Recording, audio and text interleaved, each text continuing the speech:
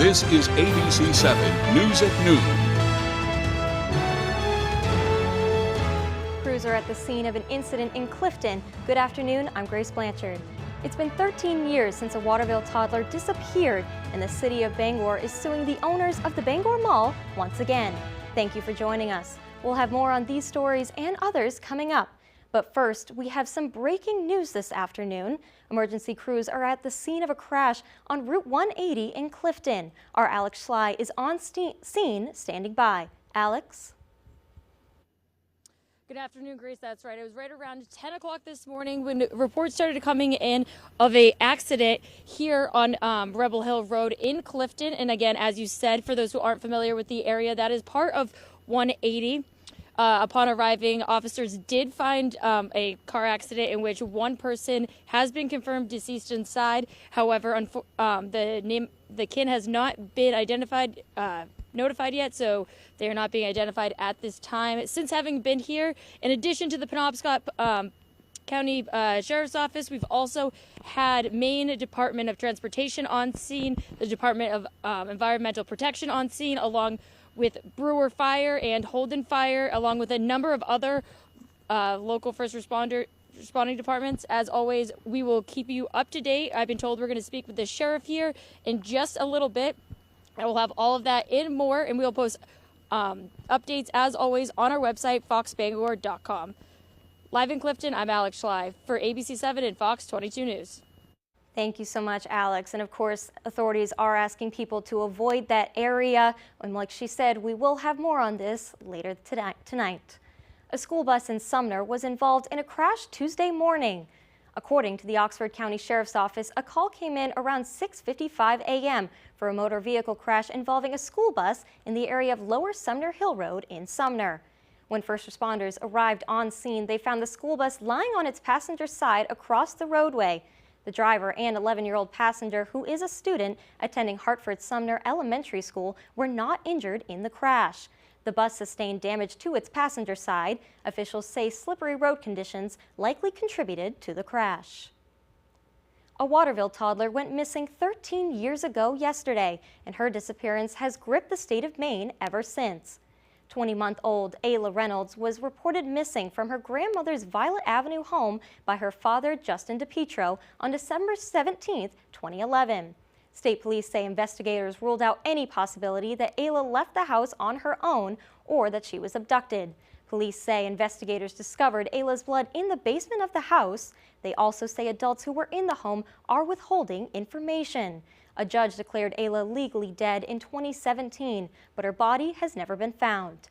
If you have any information about what happened to Ayla, you are asked to contact Maine State Police Major Crimes Unit at 624-7143. The owners of the Bangor Mall are facing a second lawsuit from the city of Bangor, this time over a defective storm water pipe that allegedly contaminated a nearby stream. Our Doug Banks has the story. The city of Bangor has filed a second lawsuit against the owners of the Bangor Mall, this time accusing them of committing multiple violations under two city ordinances. Those alleged violations include failing to maintain a stormwater pipe that the city says eventually led to human excrement or other objectionable waste to enter Penjajawak Stream. According to court documents, the city's stormwater manager first observed a structural defect in a stormwater pipe on the mall's property back in May. It says the city made multiple attempts to contact the owners of the mall to fix the defects on its property, but were ignored each time. The city is requesting that the owners, who are based out of Great Neck, New York, pay thousands of dollars in fines and fees, as well as reimbursing the city for the cost of damages and cleanup. The city is also requesting a court-ordered inspection of the mall's sewer and stormwater infrastructure and repair any deficiencies that are identified. This latest lawsuit comes after the city filed a separate lawsuit against the owners of the mall back in October over alleged violations of the mall's sign, parking lot, and roof. According to the city, October's lawsuit has yet to be resolved. Just like the area around the mall is still doing very well. There's no reason why that building can't do well, with the right marketing, the right management, to either redevelop or try to get retail in there. I would love to see that be a thriving space. Court documents say a hearing between both parties is scheduled to take place here at the Penobscot Judicial Center on January 3rd. We reached out to the defendants but did not receive a response. In Bangor, Doug Banks, ABC 7 and Fox 22 News. Well, an incoming state representative and local fire departments across southern Penobscot County met Tuesday at the Corinna Fire Department to address public safety issues impacting area towns. According to Representative-elect Ken Fredette of Newport, the area is in dire need of more ambulance services due to lack of funding, staffing shortages, and other issues. Fredette says the Corinna Fire Department reached out to him a few months ago asking for help. They say they've been relying on surrounding departments for medical calls. He has since drafted a bill proposal for the Maine legislature to establish a regional ambulance service for towns in southern Penobscot County. However, members of area fire departments say the need goes well beyond this county. There is a big issue and that something needs to be done about it. We can't just put our heads in the sand and hope it's going to get better. Everybody needs to come up with solutions and try to come up with a way to make things better. And this whole issue gets down to response time. There may be services available if there's an emergency, but the question is, do they show up in 5 or 10 minutes, or do they show up in 2 hours and 10 minutes? I think ultimately that's the real issue that we're trying to address. Beyond ambulance services, they also discussed the need for more training programs offered through local community colleges and universities to help with the staffing shortages departments have been facing. Fredette says they hope to involve various town select boards and the public in future conversations. The bill proposal needs to be submitted to the legislature by January 10th. Coming up on ABC 7 News at noon, could there be drones in the sky over Maine? We'll find out when we return. I told myself I was okay with my moderate to severe rheumatoid arthritis symptoms. With my psoriatic arthritis symptoms. But just okay isn't okay. And I was done settling. If you still have symptoms after trying a TNF blocker like Humira or Enbrel, Rinvoq works differently. Rinvoq is a once-daily pill that can rapidly relieve joint pain, stiffness, and swelling as fast as 2 weeks for some. And even at the 3-year mark, many people felt this relief. Rinvoq can stop joint damage, and in PSA can leave skin clear or almost clear. Rinvoq can lower ability to fight infections. Before treatment, test for TB and do blood work. Serious infections, blood clots, some fatal. Cancers including lymphoma and skin, serious allergic reactions, GI tears, death, heart attack, and stroke occurred. CV event risk increases in age 50 plus with a heart disease risk factor. Tell your doctor if you've had these events: infection, Hep B or C, smoked, are pregnant, or planning. Don't take if allergic or have an infection. Done settling? Ask your rheumatologist for Rinvoq. And take back what's yours. Oh no! Son of a nutcracker. This is what I get for eating all those cookies. Hey, Roto-Rooter, I got a big clog for you. I'm stuck in the chimney. Again. Yep, I'm the clog. Any chance you could fa-la-la over here? For all your holiday plumbing needs, Roto-Rooter can save the day. And away go troubles down the drain. Roto-Rooter. Warm holiday wishes from the Levesque Business Solutions family, celebrating joy, peace, and success together. SBS Music in Eddington would like to wish all our customers a happy and safe holiday from Maine's biggest little music store. Give the gift of wonder this holiday season. Visit Out on a Whimsy for toys that spark imagination and joy. Ms. Richardson was not happy with the quality of the work. A contractor is defamed online. A review that said you did not have your contractor's license. People in business live or die by reviews these days on the internet. But his retaliation Mr. Barnes has come to my house with these letters of demand. Wasn't always constructive. He said nasty things about you. Absolutely. Next, Judge Judy. Wednesday at 5, only on ABC 7. Merry Christmas and happy holidays from ABC 7.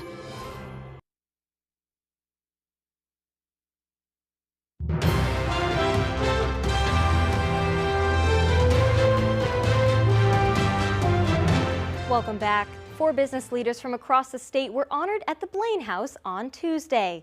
Every year, the Governor's Award in Business Excellence is given to Maine businesses that show a high level of commitment to their community. They must also demonstrate excellent performance in manufacturing or service professions.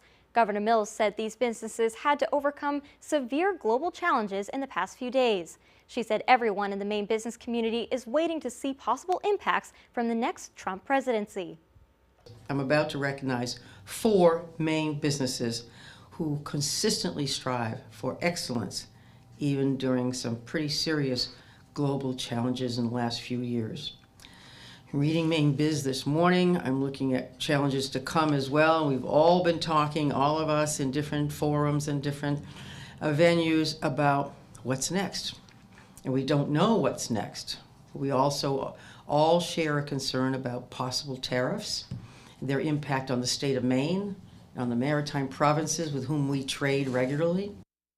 The 4 businesses honored were Maine Beer Company, Sargent Corporation, Panelam Surface Systems, and WEX. Well, across the country, including here in Maine, state electoral colleges met yesterday to cast their official votes for President and Vice President of the United States. Our Augusta reporter Corey Bouchard has more on the electoral process and what happens next before President-elect Trump can take office. The proceedings today are largely the same that they were more than 200 years ago. The presidential electors will meet today to cast their vote for the peaceful transition of power for president. While holding a ledger containing how our electoral college voted since 1820 through the 1960s, Secretary of State Shanna Bellows, Maine's top election official, says the electoral college is an important step in our nation's democratic process of presidential elections. Across all 50 states, electors, totaling the number of U.S. senators and representatives in each state, meet and cast their official ballots for president and vice president. Today, these 4 individuals are convened in a college in this hall, acting with honor and good faith to execute the will of those people, the voters of Maine. When you cast your vote for president in November, you aren't actually voting for the person on the ballot. Instead, you vote for a slate of presidential electors to vote in your place. Maine is one of only 2 states that splits their electoral college vote, with 1 vote representing the winner of each congressional district and 2 for the winner of the state's popular vote. Senator Jill Dewson is one of the state's electors representing the popular vote winner. I actually get the opportunity to vote for Kamala Harris. What most of the voters of Maine were doing was advising me as to how I should vote. This year marks the only time in Maine history that our electoral votes have split for 3 times in a row, where one candidate has won only a single congressional district. Casting our electoral vote for the 2nd District of the state of Maine, for President Donald Trump. The electoral votes from Maine and the rest of the states will now be sent to Congress, where they will be officially counted and certified on January 6, 2025. After that certification, President-elect Donald Trump will take office during his inauguration on January 20th. In Augusta, I'm Corey Bouchard for ABC7 and Fox 22 News. Over the past few weeks, people have reported seeing unidentified flying objects up and down the East Coast. The mystery has captivated the nation's attention, leading many to speculate about their origin. Our Alex Schley spoke with Mainers who are weighing in on the mystery. I'm hoping they're aliens. I'm excited. I think it's going to be awesome. I don't know. It's probably people messing around for Christmas or just air traffic and people start to notice it. Whether it's a different country or extraterrestrial life, we can't really say. In a joint statement released Tuesday, federal agencies say in the past few weeks, the FBI has received tips for more than 5,000 drone sightings, generating nearly 100 leads. Last week, the mystery prompted Congress to hold a hearing, asking federal officials for answers. Is the public at risk? Is public safety at risk? Are we concerned that there are nefarious intentions that could cause either national security or a public safety incident that would put Americans at risk?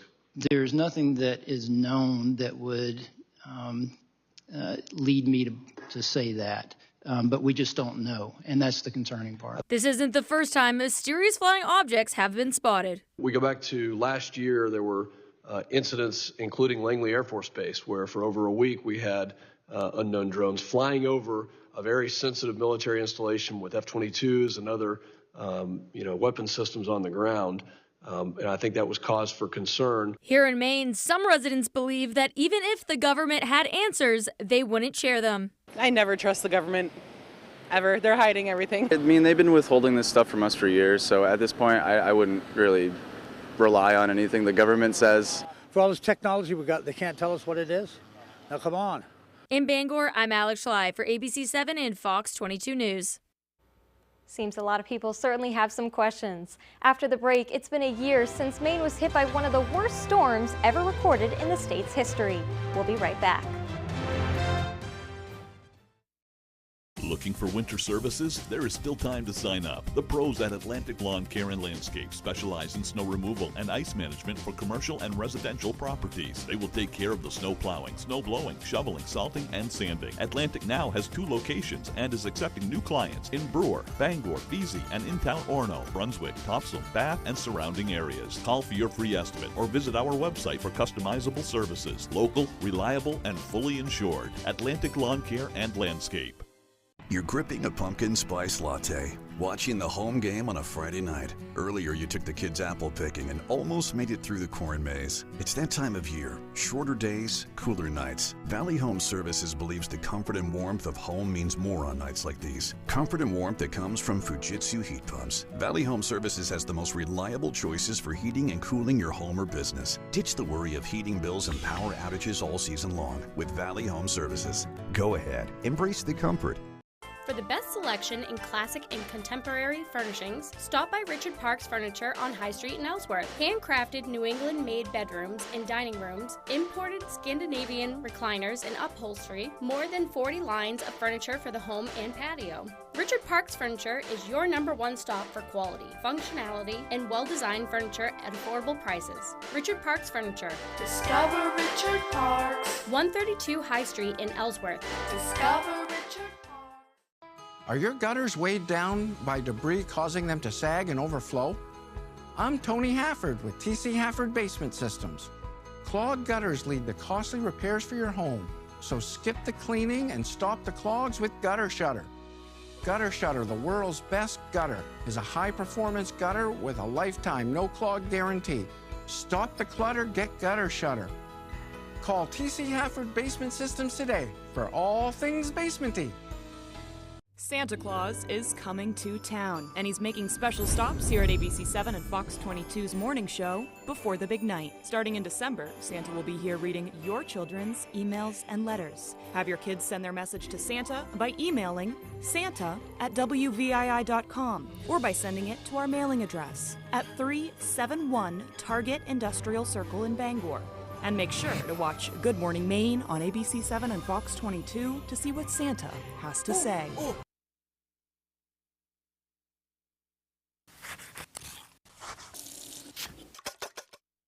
We've been whipping up all sorts of recipes this month, so you'll have plenty of choices for holiday entertaining or for hosting those big dinner parties.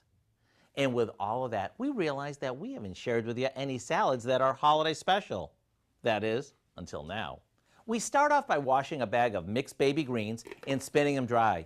Even though they come pre-washed, I think that salad greens taste fresher if we rinse them first. It's like splashing water on your face when you wake up. Okay, to those, we toss in some dried cranberries and a handful of roasted pumpkin seeds. And you can find those in the market right next to the nuts. In goes some chopped red onion and a good amount of goat cheese that we've crumbled. And now for the part that makes this so incredible. We combine some raspberry preserves, balsamic vinegar, a good amount of Dijon mustard, and black pepper. Once that's mixed together, we whisk in some olive oil and a splash of water. Come dinner time, drizzle on the dressing and dig in. This is just as welcome as a side salad as it would be if we heartied it up with some shrimp or grilled chicken. I do hope you'll go online and get the recipe for what we call Reindeer Crunch Salad, along with a free Holiday Helpers e-cookbook, which is perfect for this time of year. I'm Howard with our little reindeer Kelly in the Mr. Food Test Kitchen, where today we found a lighter and brighter way for you to say, ooh, it's so good. How's that crunch, Rudolph? Well, all right, before we get back to our local news, let's check your full forecast with Jeff Weller. All right, Susan, thank you. Happy Wednesday. Let's start here. Low 40s are back in the forecast for us today, followed by some rain and some snow in the forecast for us late tonight, but more so throughout the day tomorrow. And then much colder temperatures are in store for us this weekend. Out there this morning, though, low temperatures above freezing for most locations. That's not normal. The average high temperatures near 33, 34. Our low temperatures were this morning, and we have even warmer temperatures throughout the day today. The wind out there now, not a big factor out of the southwest, around 10 miles per hour. That is giving us a small craft advisory through about midday-ish tomorrow. But overall, the wind's going to come down just a bit tonight, but then pick up again tomorrow morning again. So overall, kind of a breezy stretch of weather ahead for us. Definitely going to be kind of dreary across the region for tomorrow because the wind's going to pick back up with rain and a few snow showers in the area as well. So here is that small craft advisory for now, running through about 7 o'clock tomorrow evening. Again, wave heights out here approaching 4 to 6 feet onshore, so a southwest wind there will keep those waves going into tomorrow night. All right, so lots of cloud cover out there now. We're going to increase the cloud cover throughout the day today. That will give way to this. Here it is. So this is a lot of moisture coming our direction. So with temperatures kind of right near freezing, we're going to have a rain-snow mix across our region for tonight into tomorrow, but mostly rain with this event. There will not be a lot of snow this time around. Futurecast shows the clouds out there now. Again, increasing clouds throughout the day today. Then here we are tonight or tomorrow morning about midnight or so with a rain-snow mix across the region. Now there could be a burst of moderate snow for like an hour or two, generally north and west of the Bangor area overnight tonight. But generally this will not be a huge snow event for most locations. We're probably talking less than a couple of inches of snow before turning back over to some rain. And then the cold front's going to come through. We'll have high temperatures near 40 tomorrow, but dropping throughout the afternoon. And then overall kind of cooler temperatures settling in here for the weekend ahead of another weather system for Saturday and Sunday. That could bring us some more light snow showers then. So if this stays all rain, it looks something like this, probably a 1/4 inch of rainfall. There will be some snowfall in here though too. Again, generally north and west of the Bangor area could see a 1 to 3 inch snowfall here. There might be a pocket of 3 to 4 kind of slushy inches of snow, but most locations under 3 inches of snow this event. Our forecast going forward today. Lots of cloud cover out there. Look for high temperatures in the low to mid 40s today with that southwest wind. For tonight, again, increasing clouds, some rain and snow. Low temperatures right near freezing with that snow north and west of the Bangor area with that south breeze around 5. Then looking ahead here, 5-day forecast shows 44-ish today, right? And then tomorrow 39, then dropping that rain, snow in the morning. Friday looks nice, a high of 25 though, and the first day of winter is on Saturday with a high temperature of 26. Thank you, Jeff. Well, the weather certainly looked different this time last year. A year ago on Tuesday, Maine was hit by one of the worst storms ever recorded in the state's history. We now take a look back at the damage it caused across the state and the recovery that ensued.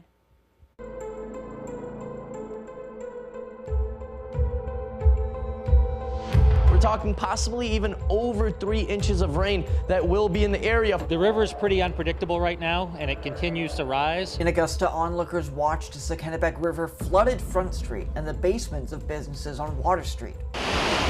We got kind of blindsided by this storm. We weren't ready for it. In Dover-Foxcroft, officials say they are still responding to calls after flooding impacted much of the town. We've dealt with a variety of calls over the last 2 days, anywhere from power lines down, trees blocking roadways, building collapse. I'm glad we got coffee beforehand, yeah. I came by an hour ago and there was about 25 people waiting to get in line, so I said, I'll just go to Brewer.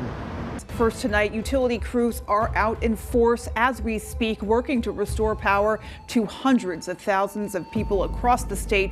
We've probably got 12 to 15 poles down with lots of transformer and conductor. Most of the poles are twisted, broken, snapped. The president of Versant Power was on scene here on Parkway South in Brewer and says the damage across the state is nothing like they've ever seen before. When you think about the extent of the damage, this is 12 or 15 crews that are going to be here for a full day just to restore this area, so it's monumental damage. Maine's second storm in 2 weeks left tens of thousands of Mainers without power and caused widespread damage. We've had trees across power lines. lines, power lines down. According to Versant Power, it is going to be days before power is restored for many and roadways are fully cleared. Seen a lot of power trucks coming up and down the road. We're really thankful that they're out there working hard for our community.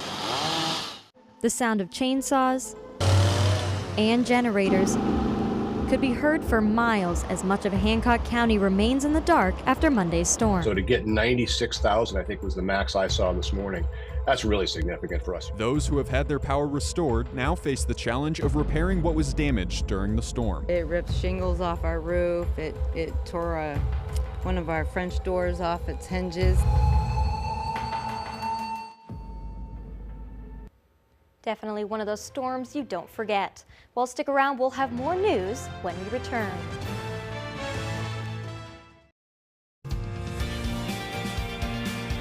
Being able to take care of myself in the wilderness, you really get the full experience of what your future might look like.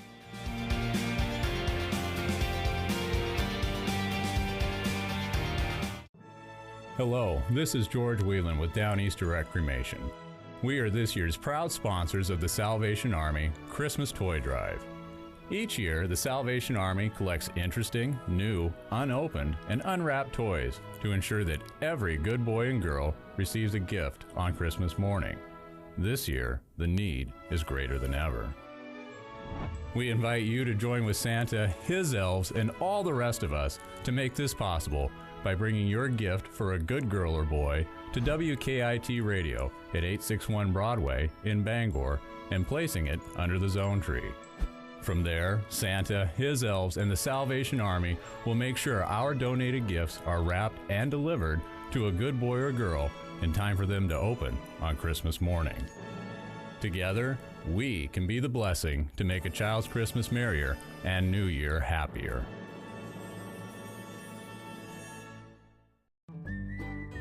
A family-owned and operated business since 1953, Hammond Lumber Company recognizes the value of their team members and the importance of employee satisfaction. Hammond is honored to have been named one of the best places to work in Maine for the 4th consecutive year, and Hammond was once again selected as one of the best places to work in New Hampshire by Business New Hampshire magazine. Hammond is always looking for great people to join their team. To find your place on the Hammond team, click on the careers link at hammondlumber.com.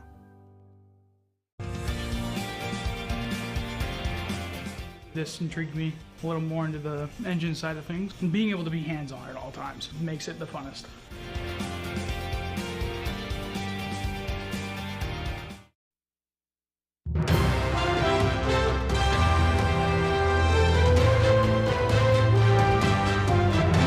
Welcome back. New England shrimp will come back to seafood counters in small amounts next year under a research fishing program. The shrimp, also called Maine shrimp or northern shrimp, have been lost from the marketplace as waters have warmed. For a decade now, the seafood industry has been under a fishing moratorium for the shrimp because of concerns about low population levels that scientists attribute to climate change. That moratorium is going to remain in place since regulators say the population has failed to improve. However, regulators say this coming winter there will be a fishing industry-funded winter sampling program for the shrimp that will yield close to 60,000 pounds for seafood counters. The sampling program is intended to run early in the new year from mid to late January through March 2025. Maine, New Hampshire, and Massachusetts are currently working together to finalize the logistics of the program. Employees at Northern Light EMMC were treated to an early Christmas present Tuesday with a hot cocoa bar and a visit with one of the many therapy dogs on staff. Our Jody Hershey stopped by to see how these four-legged Santa Paws help boost the medical staff spirits during this time of year. Working in healthcare can be stressful, so to help alleviate that feeling and show appreciation to these essential workers, Stacy Coventry, the Director of Community Engagement at Northern Light EMMC, created hot cocoa with Santa Paws. Sometimes when you just need to vent and let off steam, dogs can be a great place for that. They're not going to tell anyone. They're not going to judge you. They're unconditional. But they also, studies show, there is scientific physiological proof, which I think healthcare workers can appreciate, that dogs do actually lower our blood pressure. Coventry and her sidekick Coda have been an official therapy dog team for 9 years. So I've told staff that if they're in need of a pick-me-up or just a stress reliever, to call a code CODA and we will respond. Coventry says the therapy dog program is growing in popularity at the hospital with over 20 participating dogs. And with furry friends like Dobby, it's easy to see why. Seeing the therapy dogs here in the hospital, it always makes the patients, the family members, and the staff all smile. Nurse Sylvie Guimond says the Santa Paws event was a much-needed distraction from her ICU duties. Sometimes it can get pretty intense here, so it's nice to have kind of an uplifting little environment to come and just take a quick 5-minute break, just socialize and get out of your unit for a little bit. Coventry says there's nothing quite like a wagging tail to help boost one's spirit. Hi, baby. In Bangor, I'm Jody Hersey for ABC 7 and Fox 22 News. Thank you so much to our Jody Hersey for that report, and thank you to Dobby for all the hard work that him and other service animals provide. Well, that's all for ABC 7 News at noon. Thank you for watching. I'm Grace Blanchard. We'll see you this evening on ABC 7 News at 6.